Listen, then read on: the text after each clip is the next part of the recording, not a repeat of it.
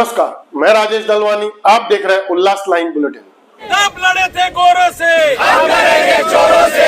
दाप लड़े थे गोरों से, हम लड़ेंगे चोरों से। दाप लड़े थे गोरों से, हम लड़ेंगे चोरों से। जय जय जय जय जय भीम, जय भीम जय भीम। अरे जय जय जय जय जय भीम, जय भीम जय भीम। डॉक्टर बाबासाहेब आंबेडकरांचा पैसा तोडणाऱ्या सरकारचा पैसा तोडणाऱ्या सरकारचा सरकार धर्मेंद्र प्रधान नरेंद्र मोदी वीक है, धर्मेंद्र प्रधान वीक है,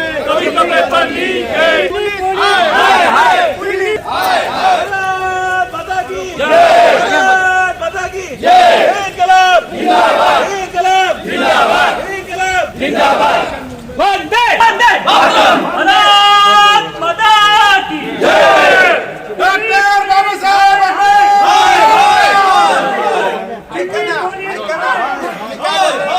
मोदी सरकार, अरे विद्यार्थ्यांवर लाठीमार करणाऱ्या सरकारचा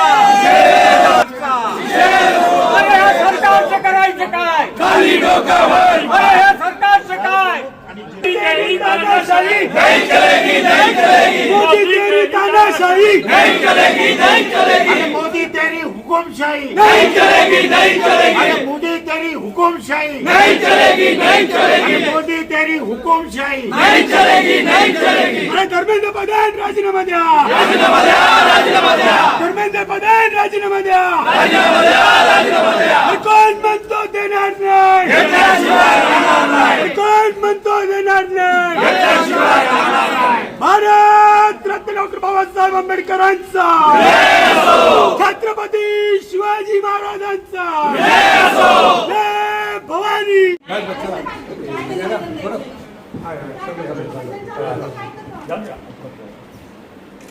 सर्वप्रथम मी भारताचे जे सरन्यायाधीश आहेत सूर्यकांत त्यांचे आभार मानतो की त्यांनी आमच्या विद्यार्थ्यांना झुरळ म्हणून संबोधलं।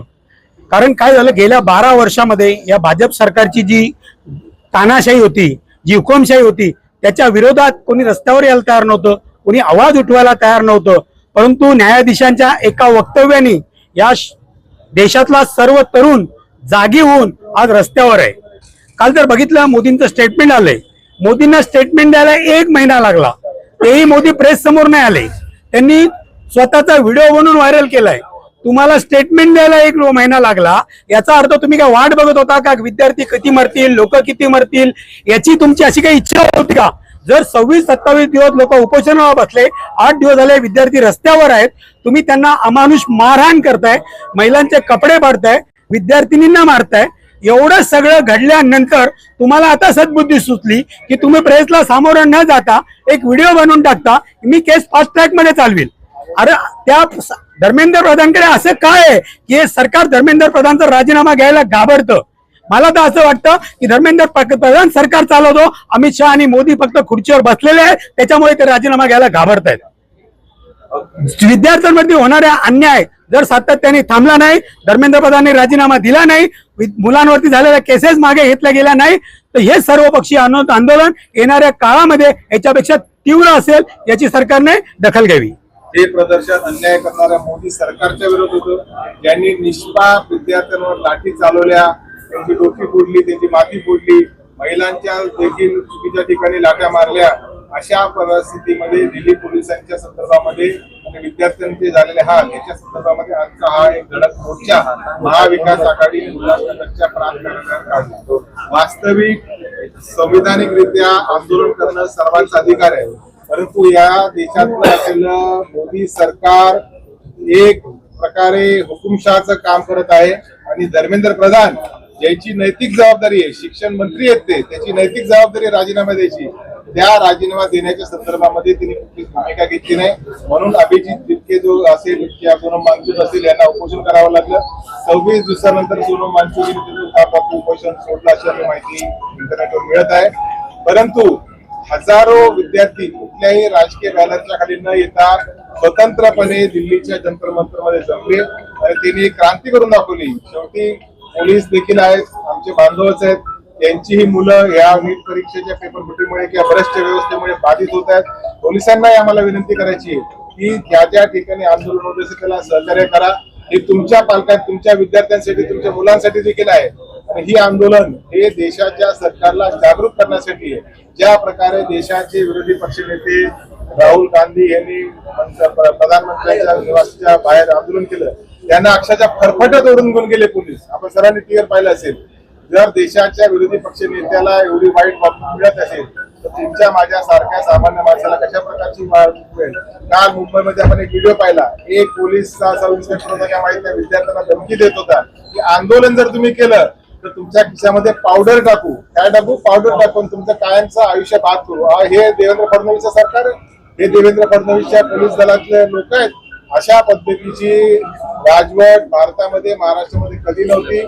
फुले शाहू आंबेडकरांना मारणार आमचं महाराष्ट्र आहे, देशाला दिशा देणार आमचं महाराष्ट्र आहे. आणि अशा प्रकारचं जर महाराष्ट्रामध्ये होत असेल तर त्याचा तीव्र निषेध करण्यासाठी काँग्रेस पार्टी, राष्ट्रवादी शरद पवार पक्ष, शिवसेना आणि मनसे, शिवसेना उद्धव बाळासाहेब ठाकरे आणि मनसे हे सर्व पदाधिकारी आम्ही या ठिकाणी जमलेलो आहोत. केंद्रातल्या सरकारचा निषेध करतो. धर्मेंद्र प्रधानचा पुनश्च एकदा राजीनामा मागतो. आणि ज्या निष्पाप मुलांवर लाठीचार्ज केला, त्यांच्या खोट्या केसेस भरल्या, महाराष्ट्र असो, मुंबईत असो, दिल्लीत असो, त्या भारतात कुठेही असो, त्या सर्व केसेस तातडीने रद्द झाल्या. जो प्रश्न आहे हा मूळ प्रश्न आपला हा आहे की आज सर्वप्रथम तर जी आजची पिढी आहे, ज्यांना आपण जेनझी म्हणतो, त्यांना आम्ही इकडे सल्यूट करतो. कारण की ज्या पंतप्रधानाने 12 वर्षात एकही प्रेस कॉन्फरन्स नाही घेतली आणि संध्याकाळी 8 नंतर दिसत नाही, त्यांनी काल रात्री 12 वाजता येऊन त्यांना व्हिडिओ द्यावा लागला. त्यांचा अहंकार हा या जेनझीनी तोडला. प्रत्येक इकडचे जे राजकीय पक्ष आहे ते आपापल्या पद्धतीने या मुद्द्यावर, नीट परीक्षा असेल या मुद्द्यावर आंदोलन करतच आहे. पण आज आम्ही जे इकडे जमलेलो आहे ते काल प्रधानमंत्र्यांनी प्रेस कॉन्फरन्स दिल्यानंतर देखील राजीनामाबद्दल कोणती गोष्ट झालेली नाहीये. अजून संसदेत चर्चा झालेली नाहीये. आणि जे विद्यार्थी आहेत ते अजूनही जंतरवर बसलेले, त्यांचा पाठबळ वाढवण्यासाठी आज इथे आम्ही सर्व जमलेलो आहात. जरी ही आंदोलन नीट परीक्षाची असेल पण खऱ्या अर्थाने हे आंदोलन आहे, ही चीड आहे या पिढीची. ही चीड बेरोजगारीच्या विरोधात आहे, ही चीड महागाईच्या विरोधात आहे, ही चीड या सरकारच्या अहंकाराच्या विरोधात आहे, ही चीड सर्व जे गोष्टी आहे गोदी मीडियाच्या विरोधात आहे. त्यामुळे या विद्यार्थ्यांनी या सरकारला झुकवलं. त्यांना आम्ही इकडे सल्यूट करतो. आणि येणाऱ्या काळामध्ये त्यांच्या पूर्ण पाठीशी आम्ही, महाविकास आघाडी असेल, इतर सर्व संघटना असतील, त्यांच्या पाठीशी उभे राहणार. शिवाजी महाराजांचा उल्लास लाइन बुलेटिन को सब्सक्राइब करें, बेल आइकॉन दबाएं और देखिए उल्लास लाइन बुलेटिन की न्यूज़ सबसे पहले आपके मोबाइल पर।